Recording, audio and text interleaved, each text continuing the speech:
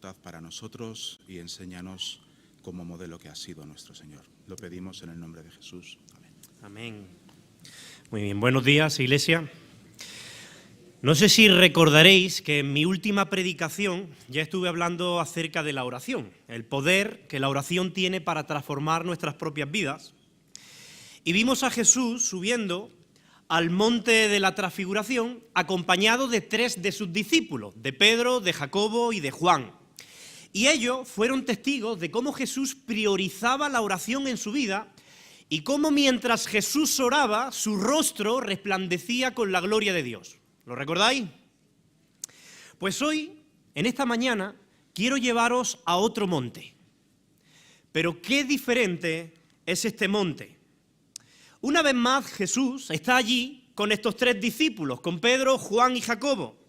Pero ya no está en la gloria del monte de la transfiguración, sino en la infinita agonía del monte de los olivos. Y quiero que imaginéis la escena como si estuviéramos a distancia de un tiro de piedra. Es una noche muy oscura. Los discípulos han cruzado el valle del Cedrón y han comenzado a ascender al monte de los olivos, desviándose hacia un pequeño huerto conocido como el Getsemaní. Este huerto era un lugar apartado, solitario, pero sabemos por el Evangelio de Juan que era uno de los lugares favoritos de Jesús. De hecho, el Evangelio de Juan dice literalmente que muchas veces Jesús se había reunido allí con sus discípulos. Pero esta noche será diferente a todas las demás. Y quiero que trates de ver entre la oscuridad y entre la niebla de la noche a un hombre solitario. Quiero que lo veas ahí, postrado en el suelo. Él tiene la cara sucia por la tierra y las lágrimas. Sus puños golpean la tierra. Su rostro ya no brilla iluminado como en el monte de la transfiguración. Pero si te acercas, verás en su rostro sudor y sangre. Jesús ya no está rodeado de gloria, ahora está rodeado de dolor, de temor, y quiero que prestes atención a estas frases del Evangelio que hemos leído. Dice que comenzó a entristecerse y angustiarse, tristeza y angustia. El versículo 35 dice que se postró en tierra a orar. Escucha sus palabras mientras él está allí postrado. Dice el versículo 34 que él dijo: mi alma está muy triste, hasta la muerte. La tristeza que embarga el alma de Jesús era de tal envergadura que hubiera sido inaguantable para cualquiera de nosotros. Hasta la muerte, dice Jesús. De hecho, Dios Padre tuvo que sostenerle, tuvo que darle un cuidado especial. Dice el Evangelio de Lucas que se le apareció un ángel del cielo para fortalecerle. La agonía emocional y psicológica de Jesús era tal que el Evangelio de Lucas especifica que era su sudor como grandes gotas de sangre que caían hasta la tierra. Su cuerpo estaba a punto de colapsar. Quiero que contemples la escena. Quiero que permanezcas quieto ahí en Getsemaní y que mires a aquel por cuya causa todas las cosas fueron creadas, siendo aplastado por el peso de la agonía, derramando gotas de sangre. Mirad, no en vano Jesús escogió aquel día Getsemaní para derramar su corazón delante de Dios en oración. La palabra Getsemaní significa literalmente prensa de aceite. Allí era donde se trituraban las aceitunas. Y el alma humana de Jesús, viendo lo que pocas horas después va a ocurrir, está siendo triturada, aplastada por el peso de la agonía. La escena bíblica describe a un Jesús triste, agonizante, sufriente, con el alma angustiada. Y en esta mañana yo quiero hablar a aquellos que se sienten tristes por cualquier razón. Quiero hablar a aquellos que están pasando por circunstancias que no entienden. Hablar a aquellos que tienen el alma angustiada. Quizá hoy alguno de los que me escucha tiene el alma sumergida en la tristeza o incluso en la depresión. Y sientes que nadie a tu alrededor puede entender por lo que tú estás pasando. Pero yo quiero que tú veas hoy en Getsemaní a un Jesús que te entiende. Porque Él ha tenido que recorrer antes que tú el camino del dolor, del sufrimiento, de la tristeza, de la angustia, y precisamente por ello te entiende y puede ayudarte a lo largo de lo que dure todo ese recorrido. Escucha bien, tienes que llorar. Pues no dudes en derramar tus lágrimas y quebrar tu corazón delante de Jesús. Dice el escritor de Hebreos que Cristo, en los días de su carne, ofreciendo ruegos y súplicas con gran clamor y lágrimas, al que le podría librar de la muerte. Él te entiende. ¿No puedes dormir? Porque hay una preocupación que te está llenando de ansiedad y te roba la paz y el sueño. Acércate a Jesús y dile hoy: Jesús, mi alma está muy triste. Él te entiende. ¿Te sientes juzgado porque has escuchado a algunos cristianos decir que los creyentes no debemos estar nunca tristes? Aléjate de ellos, pero acércate a Cristo. Él te entiende. Y si alguna vez te has preguntado si Dios es capaz de ver tu dolor, quiero que escuches sus gemidos en Getsemaní. Escucha sus súplicas, porque allí Jesús fue más humano y más cercano a nosotros de lo que nunca había sido. Y si tú hoy estás sufriendo, presta atención, porque puedes estar más cerca de Dios de lo que nunca has estado. Y podría ser que la mano que un día se extienda hacia ti para sacarte de esa densa niebla en la que te encuentras sea precisamente la mano de Jesús. Y quizá alguien aquí esté diciendo: bueno, José Daniel, este no es mi caso, yo no estoy sufriendo, yo no estoy en angustia, esta predicación no es para mí. Escucha también con atención, porque todos nosotros sin excepción enfrentaremos noches oscuras. Y entonces haremos bien en recordar a Jesús en el jardín del Getsemaní. La pregunta es: ¿qué fue lo que llenó de tanta angustia y temor el alma de Jesús? Mirad, entender eso es vital para poder comprender este pasaje. Así que os voy a pedir que vayáis conmigo juntos al Getsemaní. Vamos a descubrirlo. Y he dividido la predicación para que sea fácil de recordar en tres partes. La súplica en Getsemaní, la advertencia en Getsemaní y la victoria en Getsemaní. Vamos a comenzar con la súplica. Dice el versículo 32 que vinieron a un lugar que se llamaba Getsemaní y dijo Jesús a sus discípulos: sentaos aquí, entre tanto que yo, ¿qué? Oro. Mira, Jesús enseñó muchísimo acerca de la oración a lo largo de sus 3 años de ministerio. No me voy a cansar de insistir en la importancia de la oración para la Iglesia y para nuestras vidas.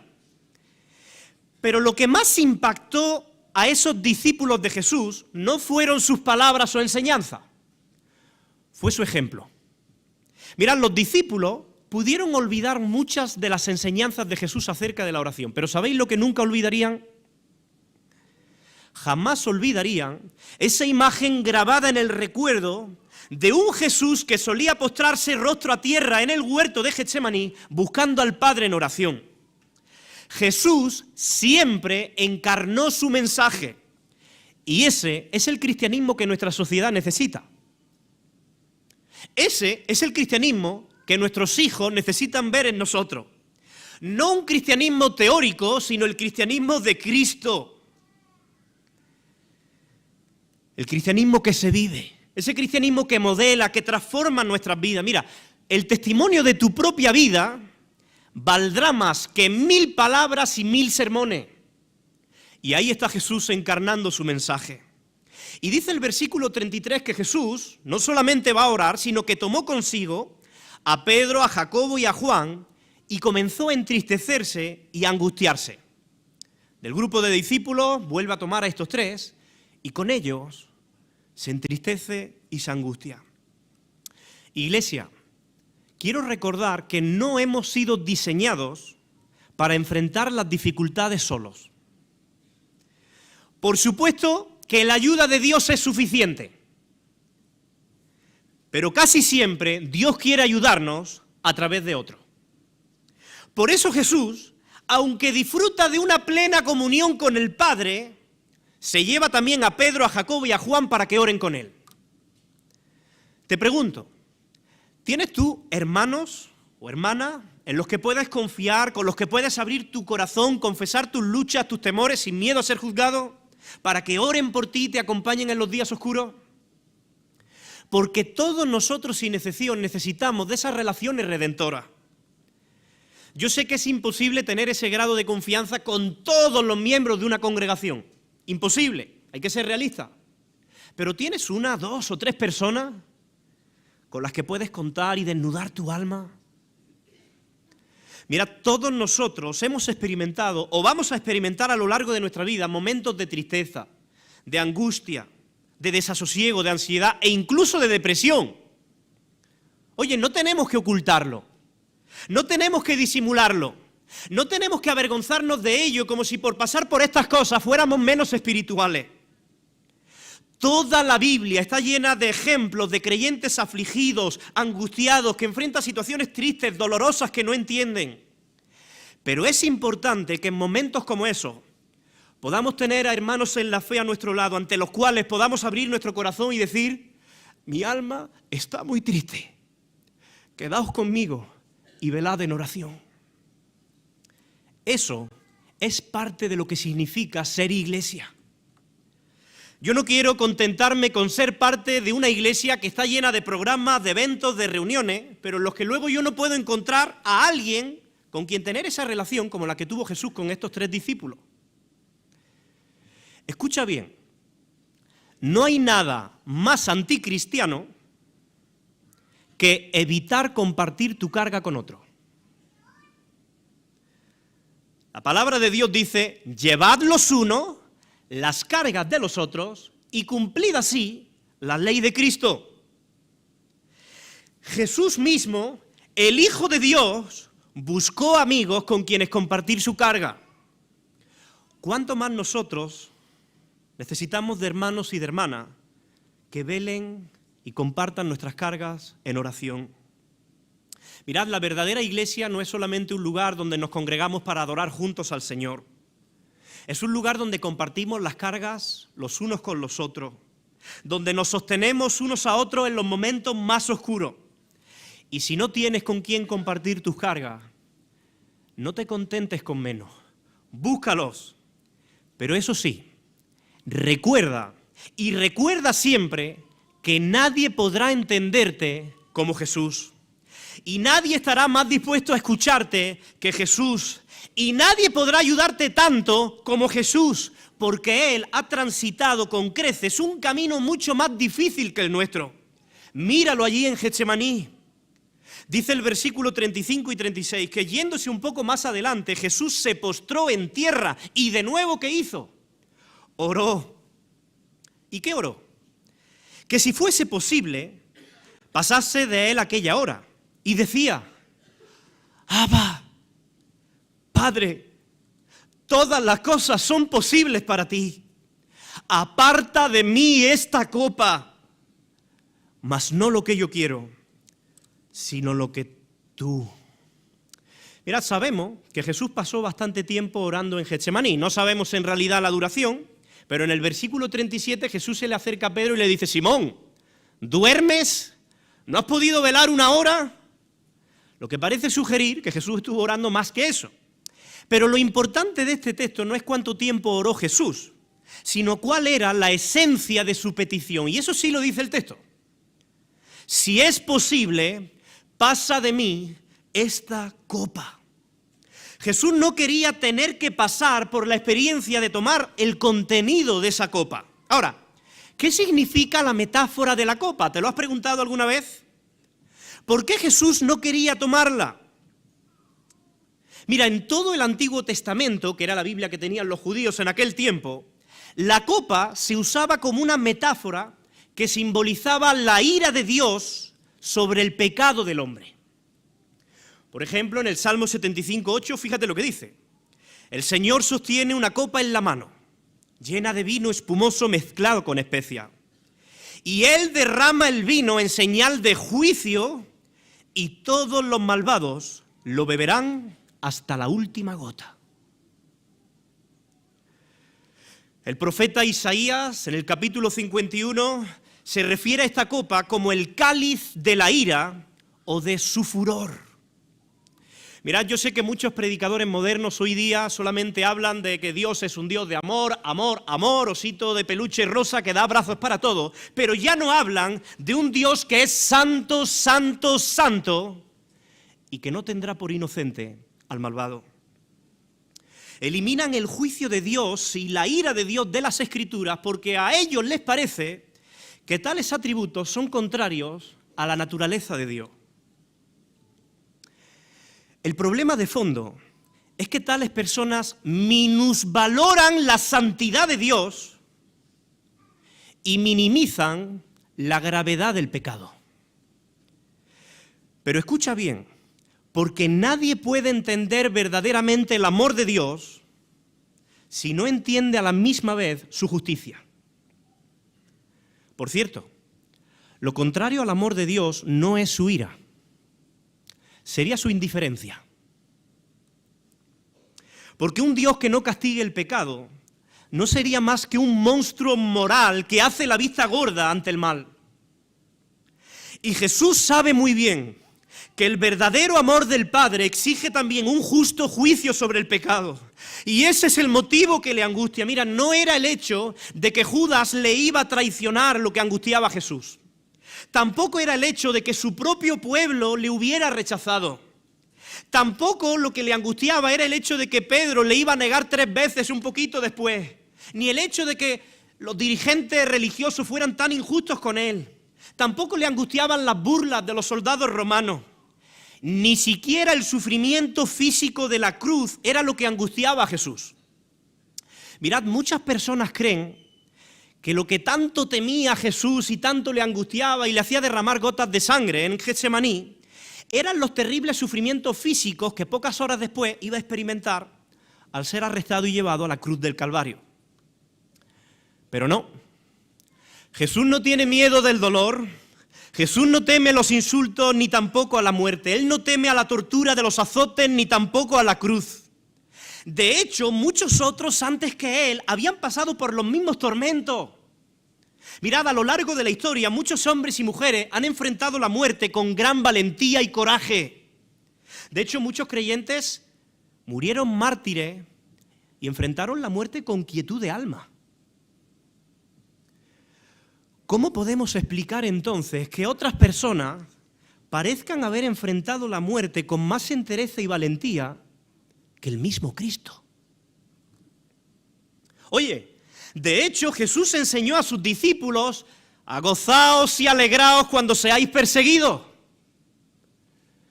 ¿Acaso Jesús no practicaba lo que predicaba? No es eso. La razón es que Jesús se estaba enfrentando aquella noche contra algo que ningún otro ser humano ha enfrentado jamás.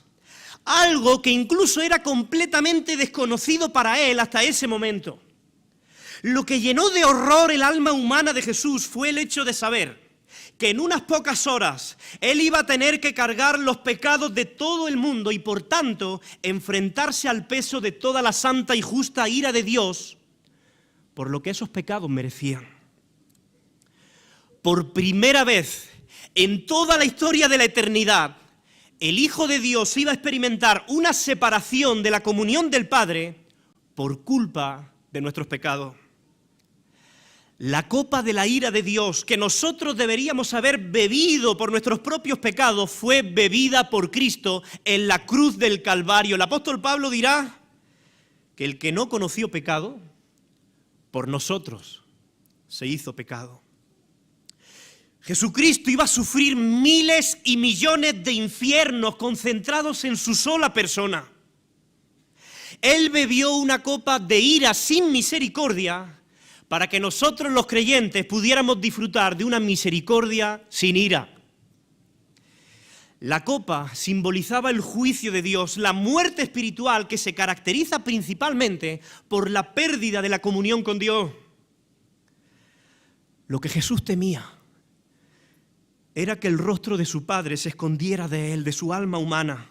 Por eso él suplica, Padre, Padre, si es posible, pasa de mí esta copa. El alma humana de Jesús está rota en 1000 pedazos y Él está buscando otra alternativa para cumplir con su misión, pero sin tener que tomar el contenido de esa copa. Mira, esta reacción de Jesús nos muestra dos cosas. En primer lugar, su naturaleza humana. Él, como ser humano, quiere buscar una alternativa más fácil que le evite tomar esa copa. Pero en segundo lugar, esto también nos demuestra su naturaleza santa y divina. Porque esa es una reacción lógica de alguien que por naturaleza es santo ante la idea de tener que llevar sobre sí el pecado de todos nosotros y el juicio que eso merece. Mira, el profeta Habacuc, ¿sabes cómo describe a Dios en el capítulo 3? Dice así, muy limpio eres de ojos para ver el mal, ni siquiera puedes ver el agravio. Y sin embargo, Cristo no solamente va a contemplar toda la maldad, sino que iba a cargarla sobre sí mismo. Iglesia, nosotros a día de hoy, a pesar de ser creyentes, todavía no tenemos un odio perfecto hacia el pecado, pero Jesús sí lo tiene. Todo su ser siente repugnancia hacia el pecado, todo su ser es demasiado puro para contemplar el mal. Así que no nos debe extrañar que Él llegara casi al punto de la muerte y un ángel tuviera que fortalecerle. Y por otro lado, no me cabe la menor duda de que entre las bambalinas de esta escena estaba Satanás mismo, tratando de que Jesús renunciase a beber de esa copa. De hecho, es muy curioso, pero en el Evangelio de Lucas se nos dice que cuando fueron a arrestar a Jesús en Getsemaní, Jesús dijo lo siguiente, mas esta es vuestra hora y la potestad ¿de qué? De las tinieblas. En Getsemaní, todo el reino de las tinieblas se estaba lanzando sobre Jesús. Mirá, es imposible para nosotros comprender la lucha espiritual y la agonía que Jesús estaba enfrentando. Es imposible. Y dice el versículo 36 que él decía, Abba, papito, padre, todas las cosas son posibles para ti. Aparta de mí esta copa, mas no lo que yo quiero, sino lo que tú. Mira, me encantan estas palabras de Jesús. Porque en medio de su dolor, en medio de su agonía, Jesús está reconociendo la absoluta soberanía y el poder de Dios el Padre. Todas las cosas son posibles para ti. Tú eres soberano. Qué difícil es reconocer que Dios es soberano cuando sufrimos. ¡Qué difícil! Cuando enfrentamos una situación que no entendemos y nos angustia, ¡qué difícil es reconocer que Él es soberano! Pero Jesús lo hace. Ahora bien, lo que Jesús está pidiendo como hombre no era posible. ¿Por qué? Porque la única manera de salvar a los pecadores, a ti y a mí y a todos, y de hacerlo además con justicia, es a través de la muerte de un sacrificio perfecto que cargue sobre sí el pecado de todos nosotros. No hay otra forma, no hay otro camino, no hay otra alternativa. Y si Jesús no hubiera aceptado tomar esa copa, el cielo se hubiera quedado vacío y el infierno repleto. Si Jesús no hubiera bebido esa copa, no habría salvación para nadie, porque todos nosotros tendríamos que beber la copa de la ira que nos correspondía.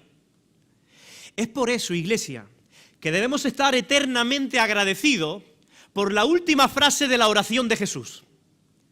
Mas no lo que yo quiero, sino lo que tú, Padre. Que no se haga mi voluntad, papá, sino la tuya.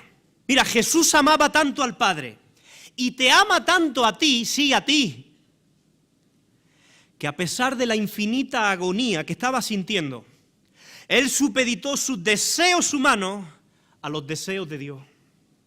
Él abraza la voluntad de Dios por encima de la suya. Hoy nosotros miramos a Getsemaní y aprendemos que un cristiano es aquel que dice, Señor, yo no quiero pasar por eso.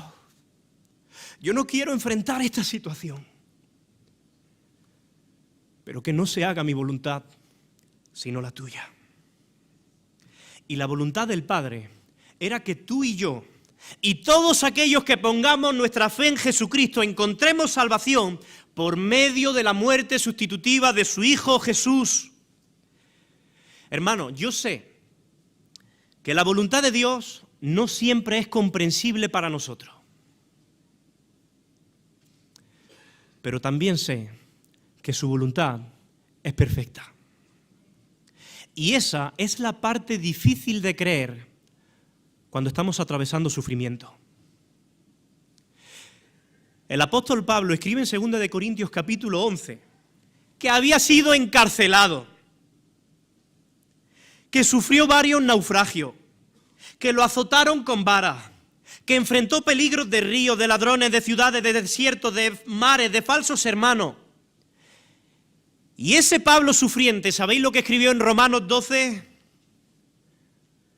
Que su voluntad, la voluntad de Dios es buena, es agradable y es perfecta. Esto no lo escribe alguien que no sufre. ¿Cómo pudo decir eso Pablo? Porque él descubrió que detrás de todo nuestro sufrimiento, detrás de todas las injusticias y de todo aquello que nuestra mente finita no alcanza a entender, sigue habiendo un Dios soberano cuyos planes y propósitos son perfectos. Entonces, iglesia, cuando nosotros acudimos a Dios en oración, cuidado, no lo hacemos para que Dios acomode su voluntad a la nuestra. No debemos pretender torcer la voluntad de Dios porque su voluntad ya es perfecta.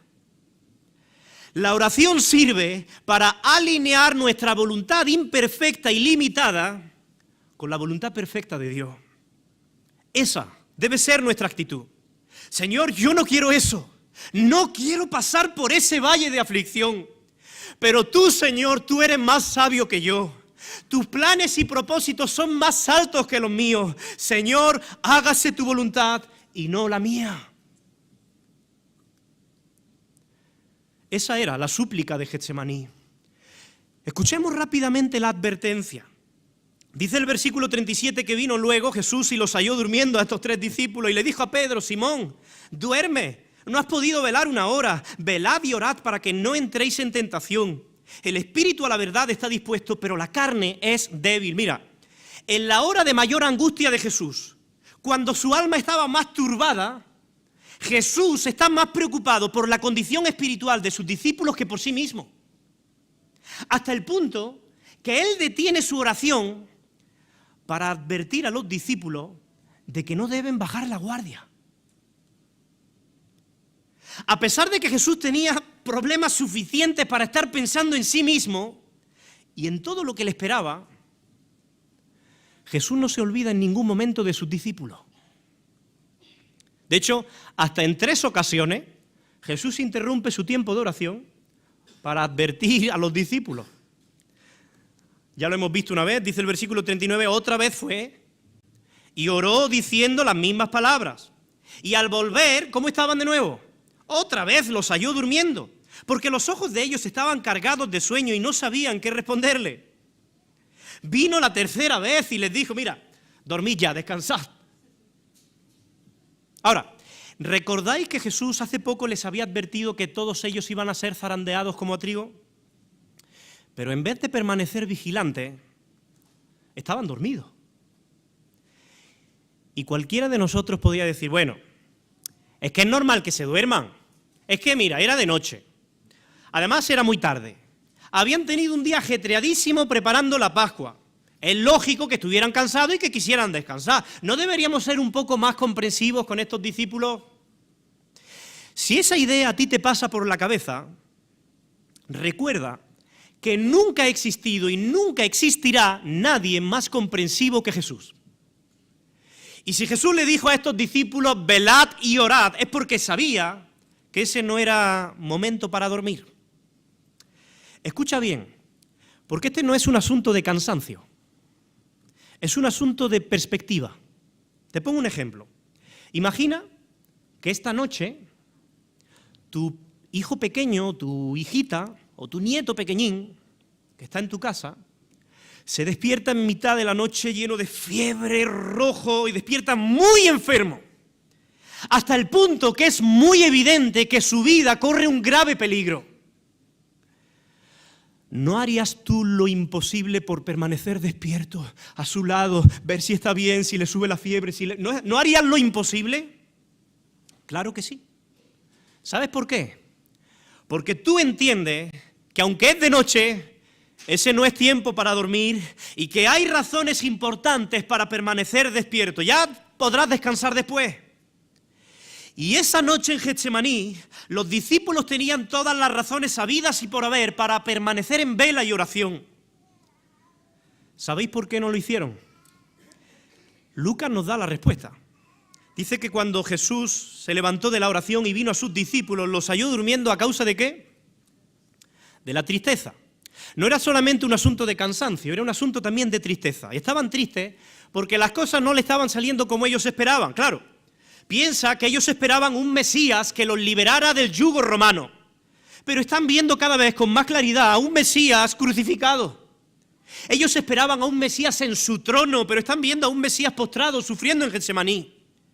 Además, ellos sabían que entre ellos había un traidor, Jesús se lo había anunciado, y para colmo de males, el Señor le acaba de anunciar que todos ellos le van a abandonar y van a huir.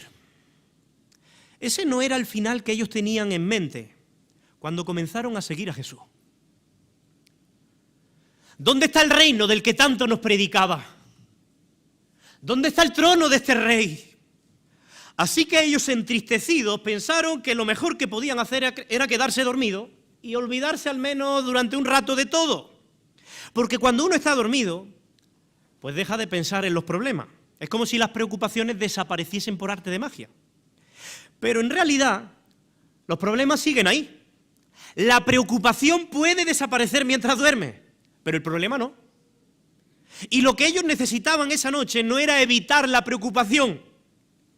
Lo que ellos necesitaban era encarar la preocupación en vela y en oración, con la misma entereza que una madre cuando ve a su hijo gravemente enfermo en mitad de la noche. La oración, iglesia, es una de las principales armas, uno de los principales medios de gracia que Dios nos ha dado como creyentes y como iglesia para batallar las batallas de la vida. Jesús dice en el versículo 38, velad, orad, para que no entréis en tentación. ¿Caes en muchas tentaciones? Velad y orad. Porque el espíritu a la verdad está dispuesto, pero la carne es débil. Es decir, Jesús está diciendo, mira, nosotros podemos tener la buena disposición, la buena intención de seguir a Jesús, de serle fiel, de hacer lo correcto, pero esas cosas no pueden ser llevadas a cabo en vuestras propias fuerzas. Es imposible. ¿Sabéis por qué? Porque la carne es débil. O peleamos las batallas en dependencia de Dios, o todas nuestras batallas acabarán en derrota. No hay más. Por eso Jesús está enfrentando esta dura batalla en Getsemaní en oración. Pero quiero terminar haciendo que mires a la victoria en Getsemaní.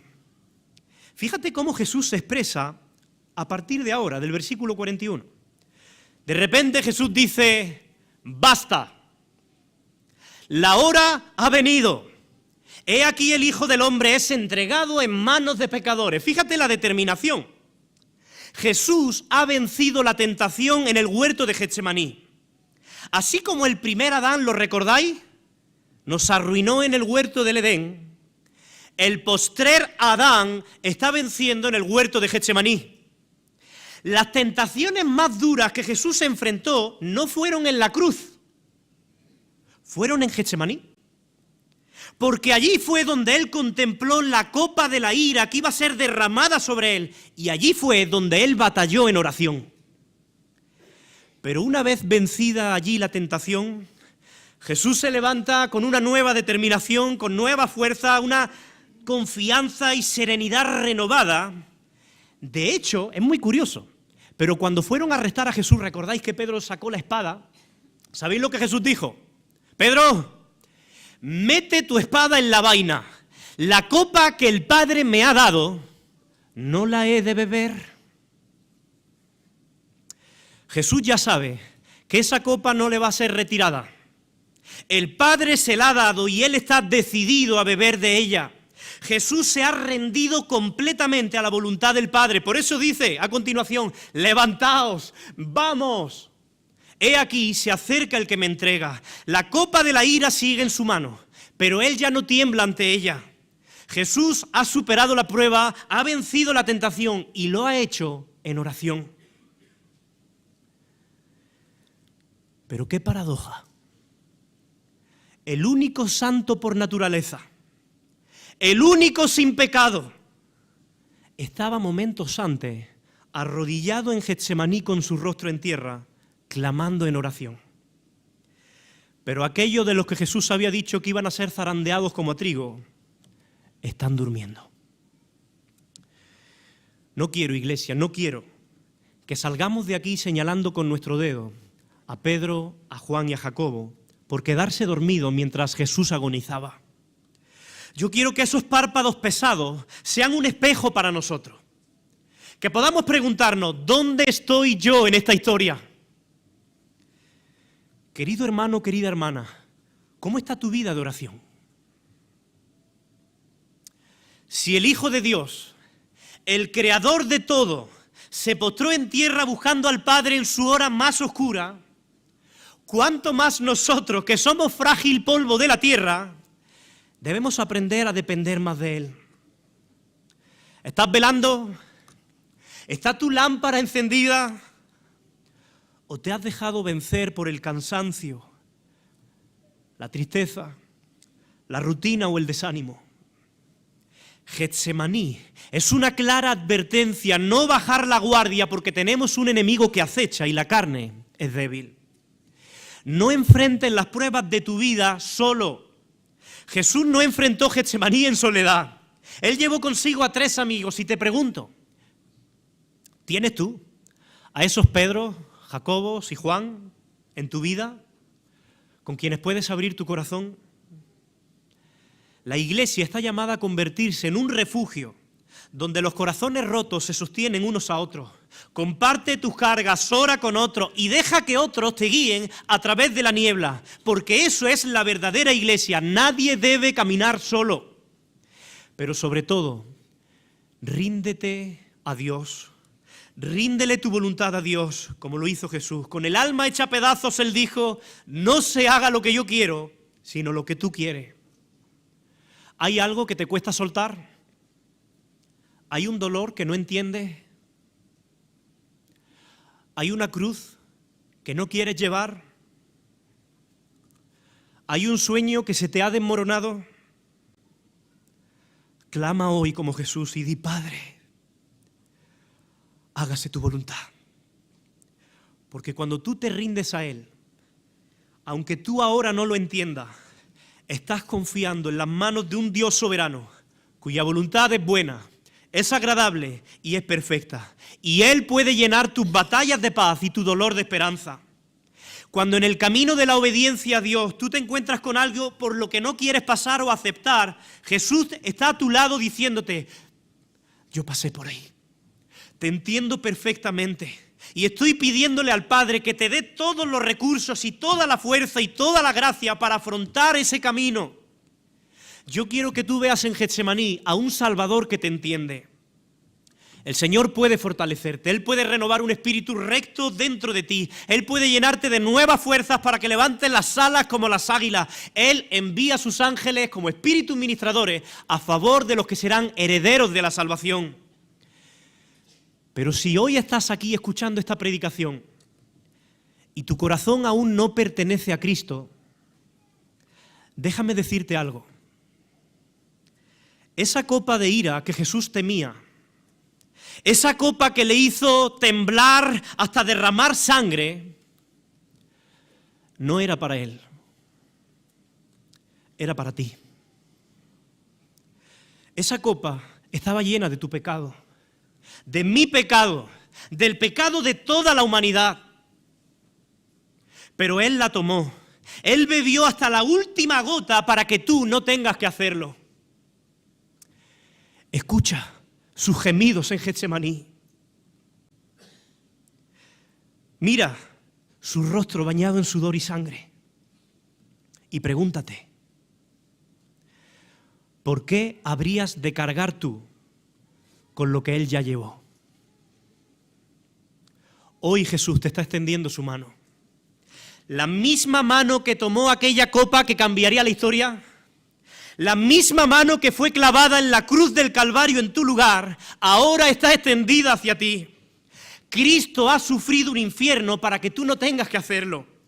Entrégate con fe y arrepentimiento a Jesús, busca refugio en Él, qué deleite estar en Cristo, porque existe solo un camino a Dios y no es una religión, no es una filosofía, no es una doctrina, es una persona que bebió la copa de la ira para que todo aquel que en Él crea no se pierda, mas tenga vida eterna. Y si tú no has entregado tu vida a Cristo, Él te está invitando a hacerlo hoy, porque no sabes si esta será la última predicación que escuche, pero hoy Dios te está permitiendo que escuches su palabra y que conozcas el inmenso amor de Cristo por ti, que estuvo dispuesto a beber una copa de ira sin misericordia para ofrecerte a ti una vida eterna de misericordia sin ira. Vamos a cerrar nuestros ojos. Si hay alguien aquí que no ha entregado su vida al Señor, ahí donde estás, entrégale tu vida.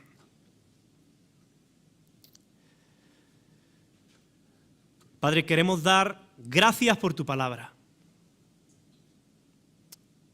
y por el poder de tu palabra para confrontar nuestros corazones, para estimularlo, para sanarlo, para quebrantarlo. Señor, yo pido que tu Espíritu pueda vivificar esta palabra en nosotros. Cada uno está en situaciones diferentes. Señor, enséñanos a rendirnos a tu voluntad, a someter nuestros deseos a los tuyos. No se haga nuestra voluntad sino la tuya en esta iglesia y en nuestras vidas, porque tu voluntad es buena, es agradable, es perfecta, aunque no la entendamos siempre. Señor, enséñanos, ayúdanos a encontrar esos Pedro, Jacobo y Juan en esta congregación. Queremos abrir nuestro corazón con otros. Ayúdanos a llevar los unos las cargas de los otros. Haznos una iglesia que crece en oración, que depende más de ti. Y oro, Señor, por aquellos que están aquí hoy y que no te habían conocido, entregado su vida antes. Y te ruego que hoy ellos puedan aceptarte, recibirte como el Señor y Salvador de sus vidas. Derrama, Señor, de tu Espíritu sobre las vidas de aquellos que están vacíos. Y todo esto lo pido con fe en el nombre de Jesús. Amén, Señor. El Señor os bendiga.